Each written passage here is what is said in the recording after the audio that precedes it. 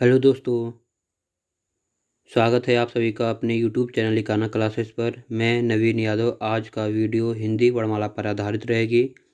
अगर आप एग्ज़ाम के पहले ये वीडियो देखने वाले हैं तो बहुत ज़बरदस्त तरीके से आपने वीडियो को क्लिक किया है।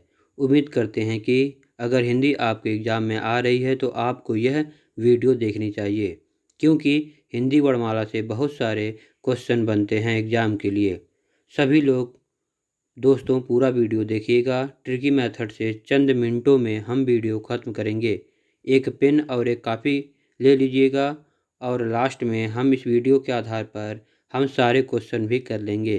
तो उम्मीद करेंगे कि शून्य से शिखर तक हम हिंदी आपको पढ़ाएंगे। जीरो से पूरा हिंदी हम आपको ट्रिकी मेथड से पढ़ाने वाले हैं। चलिए अब हम हिंदी वर्णमाला को स्टार्ट करते हैं। सभी दोस्तों इस वीडियो को ध्यान से देखिएगा और उम्मीद करते हैं कि ख़त्म भी करेंगे।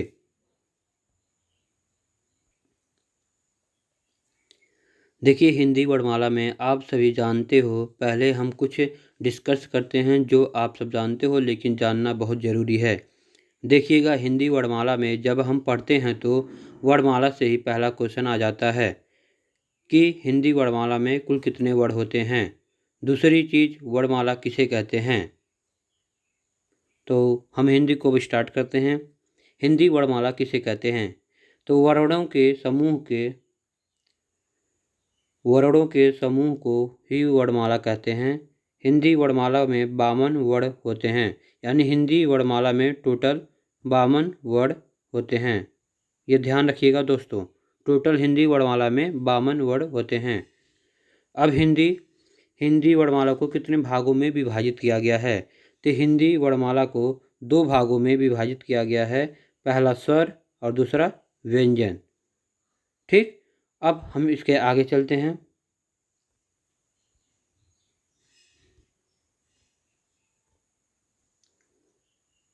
देखिए, स्वर कहते किसे हैं?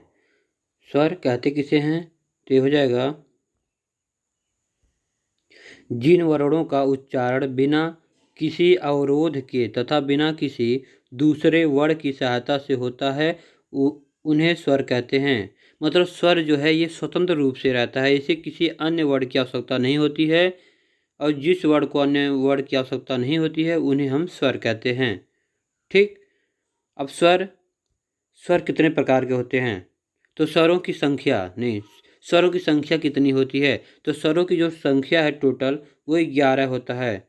स्वरों की संख्या टोटल 11 होता है। ठीक है दोस्तों।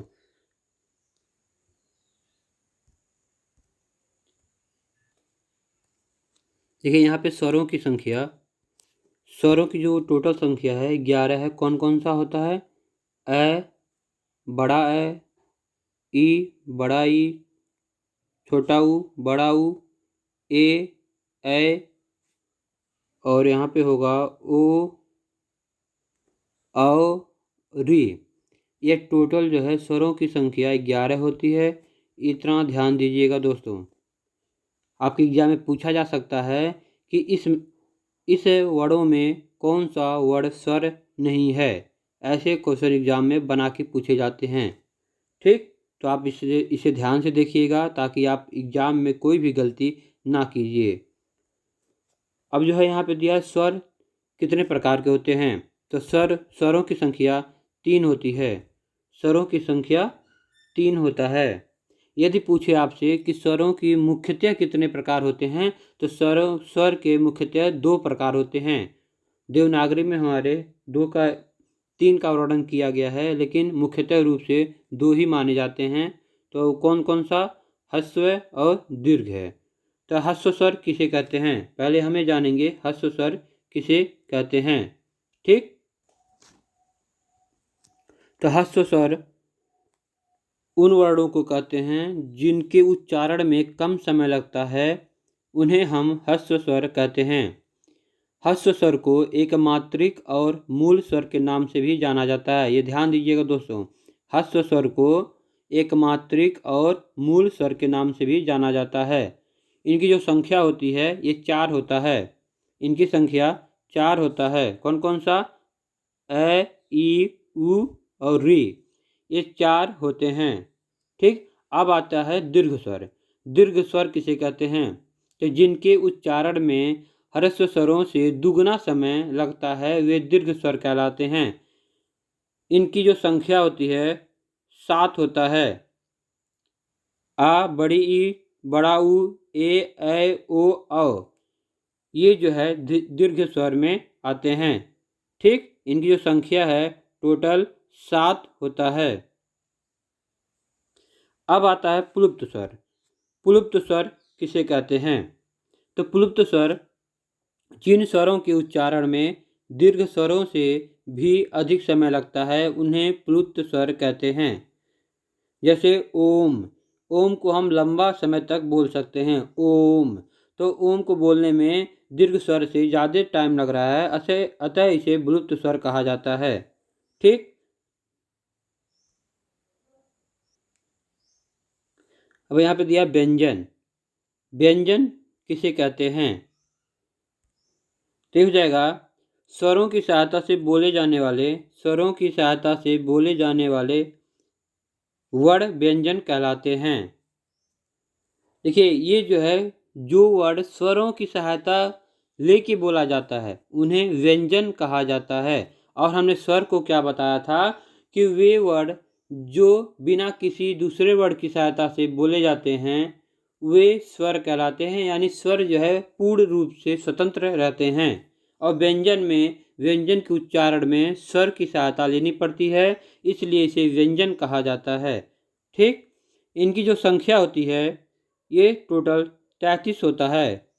इनकी जो संख्या है टोटल ये 33 होता है। और स्वरों की संख्या 11 होता है, याद रखिएगा। और टोटल हिंदी वर्णमाला में 52 वर्ण होते हैं। चलिए अब आगे चलते हैं। यहाँ पे दिया है उच्चारण के आधार पे व्यंजन। उच्चारण के आधार पर व्यंजन, व्यंजनों के बारे में यहाँ पे बताया गया है। देखिए, कंठ व्यंजन। कंठ व्यंजन जो कंठ के द्वारा बोले जाते हैं उन्हें हम कंठ व्यंजन कहते हैं। जैसे क, ख, ग, घ, ये सब हो गया। इस पहले चरण के जितने भी वर्ण हैं ये कंठ व्यंजन कहलाते हैं। तालव्य व्यंजन। तालव्य व्यंजन जैसे च, छ, ज, झ जो तालु के सहयोग से बोले जाते हैं उसे तालव्य व्यंजन कहते हैं। मूर्धन्य व्यंजन से ट, ठ, ड ये पांचों मूर्धन्य व्यंजन कहलाएंगे जो मुंह और दांत के मिश्रण के द्वारा बोले जाते हैं। दंत व्यंजन जो दांतों की सहायता से वर्ण बोले जाते हैं उसे दंत व्यंजन कहा जाता है। त, थ, द जब हम इनके उच्चारण करते हैं तो जो जीभ है वो दांत को स्पर्श करता है, इसलिए दंत व्यंजन इन्हें नाम दिया गया। अब आता है ओष्ठ व्यंजन। ओष्ठ व्यंजन किसे कहते हैं? तो प, फ, ब, भ, म। इनके उच्चारण में ओठों का उपयोग किया जाता है, इसलिए इनके ओष्ठ व्यंजन कहा जाता है। इसे पापा, फुफ्फा, बाबा। तो इन सब के उच्चारण में ओठ जो है ज़्यादा उपयोग में लाए जाते हैं, इसलिए इन्हें ओष्ठ व्यंजन कहा जाता है। ठीक, अब आता स्पर्श व्यंजन। तो इन टोटल जितने व्यंजन है यहाँ पे ये टोटल 25 व्यंजन है और इन टोटल 25 व्यंजनों को हम स्पर्श व्यंजन कहते हैं। इनकी जो संख्या है स्पर्श व्यंजन की ये 25 है। देखिए यहाँ पर दिया गया है, इनकी जो संख्या है टोटल ये 25 है। स्पर्श व्यंजन की टोटल संख्या 25 होती है, याद रखिएगा। ठीक, अब हम आगे चलते हैं। देखिए, कुछ महत्वपूर्ण पॉइंट है यहाँ पे जो आपको जानना बेहद जरूरी है।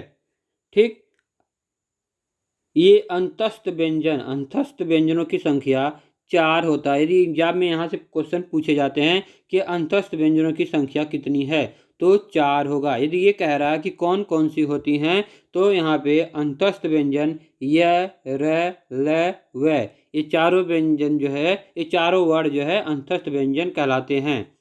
अब आते हैं उष्म व्यंजन। उष्म व्यंजन की संख्या 4 होती है। कौन कौन से होते हैं? स है, इन्हें जो है उसमें व्यंजन कहा जाता है दोस्तों। यहाँ से क्वेश्चन बार बार जो है एग्जाम में पूछे गए हैं, तो आप लोग ध्यान से इसे देखिएगा।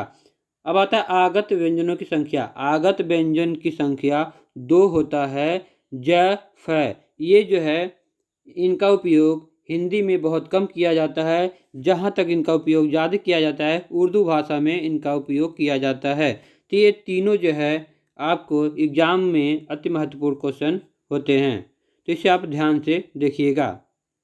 अब आते हैं अर्धस्वर। अर्धस्वर, अर्धस्वर जो है ये इनकी संख्या 2 होती है। य और व, य व, ये अर्धस्वर कहलाते हैं। अब आता है लुंठित या प्रकल्पित व्यंजन किसे कहते हैं? तो र को लुंठित या प्रकल्पित व्यंजन कहा जाता है। इसे भूलिएगा मत दोस्तों, ये एग्जाम में इस समय बराबर देखने को मिल रहा है। ठीक, अब आता है पार्श्विक व्यंजन। पार्श्विक व्यंजन किसे कहते हैं? तो ल को जो है पार्श्विक व्यंजन कहा जाता है। नासिक व्यंजन। नासिक व्यंजन, नासिक व्यंजन किसे कहते हैं? जो वर्ण नाक की सहायता से बोले जाते हैं उन्हें जो है नासिक व्यंजन कहा जाता है।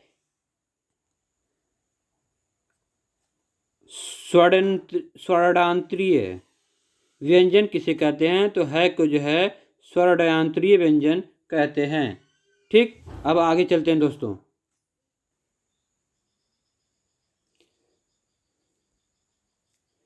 देखिए दोस्तों,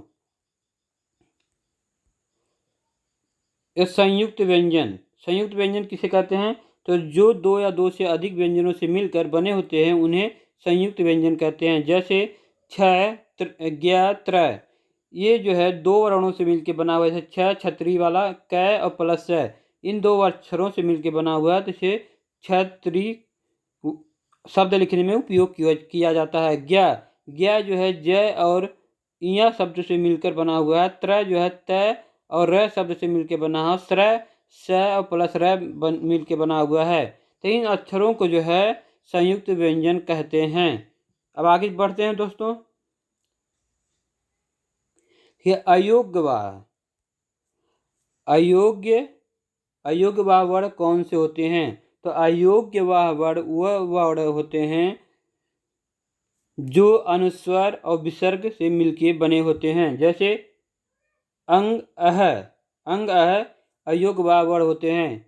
अनुस्वर जो है अंग को अनुस्वर कहा जाता है। और विसर्ग में अ को, जो यहाँ पे 2 बिंदी लगा हुआ है इसके साथ में, इसे विसर्ग कहा जाता है। ये ध्यान दीजिएगा दोस्तों, हमेशा एग्जाम में यहाँ से पूछे जाते हैं अनुस्वर कौन से वर्ड होते हैं और विसर्ग कौन से वर्ड होते हैं। तो इसे ध्यान से देख लीजिएगा ताकि आप कोई भी गलती एग्जाम में ना करें।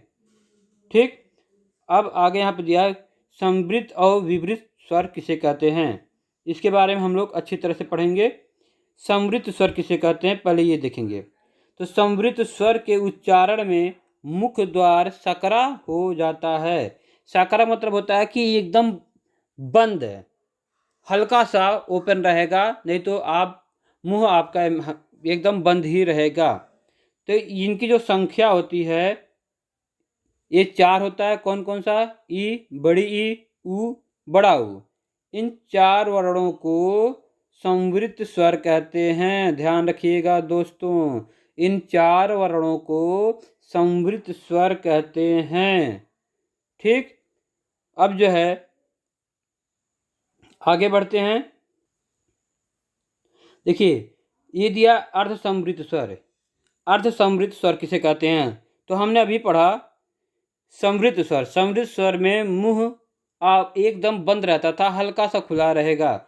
और अर्ध समवृत्त में क्या है, ये जो है अर्ध समवृत्त स्वर के उच्चारण में मुख द्वार कम सकरा होता है, मतलब ये कम बंद होता है, ज़्यादा खुला नहीं रहता ना ही बंद रहता है। अच्छे से एक क्या कहते हैं क्या कहते हैं इसको, मीडियम में रहेगा, ना तो ज़्यादा बंद रहेगा ना तो ज़्यादा ओपन रहेगा। ऐसे जो है जिन वर्णों का उच्चारण होता है उन्हें अर्ध संवृत स्वर कहते हैं। इनकी जो संख्या होती है 2 होती है, ए और ओ। ठीक। अब जो है आता है अगला जो है विवृत स्वर। विवृत स्वर में क्या है? विवृत स्वर के उच्चारण में मुख द्वार पूरा खुला होता है। ये संख्या में 2 होते हैं। ये संख्या में 2 होते हैं। कौन कौन से होते हैं हम आपको बताएंगे। ये 2 होते हैं, आ होगा और औ होगा। ये 2 वर्ड जो है विवृत स्वर में आते हैं। ठीक। अब आगे बढ़ते हैं दोस्तों। अब हम क्वेश्चन को सॉल्व करेंगे। कुछ क्वेश्चन हम लोग सॉल्व करेंगे, जो पढ़े हैं उसी पे आधारित जो है क्वेश्चन हम सॉल्व करेंगे। तो इसमें दिया क्वेश्चन नंबर पहला, हिंदी में कुल कितने व्यंजन होते हैं? तो हमने अभी आपको पढ़ाया है। बताइए हिंदी में कुल कितने व्यंजन होते हैं? तो हिंदी में व्यंजनों की संख्या 33 होता है। ठीक। हिंदी में व्यंजनों की संख्या 33 होता है। अब क्वेश्चन नंबर 2 पे चलते हैं। ये क्वेश्चन नंबर 2 दिया है, यह कैसा व्यंजन है? अब आप बताइए यह जो है कौन सा व्यंजन है? स्पर्श है कि अंतस्थ है कि उसमें है या संयुक्त है? बताइए। तो यह जो है अंतस्थ व्यंजन है। अंतस्थ व्यंजन में कौन कौन से वर्ड आते हैं? तो अंतस्थ व्यंजन में य, र, ल और व, ये 4 व्यंजन अंतस्थ व्यंजन में आते हैं। ठीक। अब क्वेश्चन नंबर 3 पे चलते हैं। क्वेश्चन नंबर 3 दिया है, स्पर्श वर्ड कितने होते हैं? स्पर्श वर्ड कितने होते हैं? इसके 4 ऑप्शन दिए गए हैं। बताइए दोस्तों कौन सा सही होगा। तो हमने आप लोगों को बताया है कि स्पर्श व्यंजनों की जो संख्या है वह जो है 25 होगा। टोटल कितने होते हैं स्पर्श व्यंजन? 25 होते हैं। ठीक। अब क्वेश्चन नंबर 4 पे हम लोग चलते हैं।